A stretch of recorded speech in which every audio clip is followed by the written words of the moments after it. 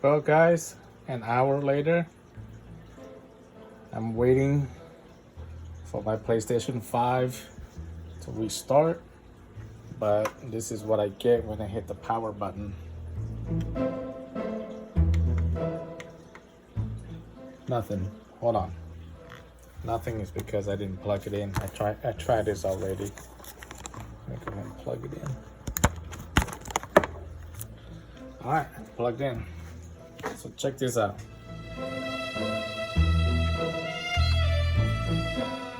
Yep, and it died. I'll hit the eject button. I actually have a CD disc in here, and eject. Nothing happened. Makes the beeping noise.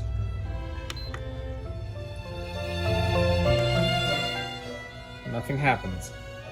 So looks like I will be replacing this PlayStation 5. So yep, I checked everything on the website and been on it for about the last half an hour. Try holding it down for 15 seconds. See, you hear there's no fan, nothing's running back here. There's the power.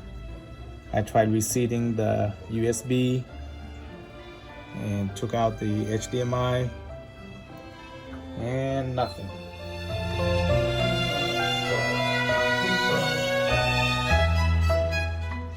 Yep, nothing again.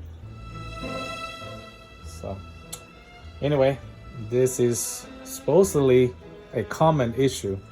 So okay, so it looks like this is called blue lights of death. So there's the button, you press to beep, and there's the blue light, and it died. And I've been holding it down forever, and nothing happens. My CD is stuck in there. I can't get it out because it won't start. So I'm in a loss. Anybody have suggestion, leave it a comment below, because this is frustrating. Now I just need to figure out how to try to get a hold of Sony.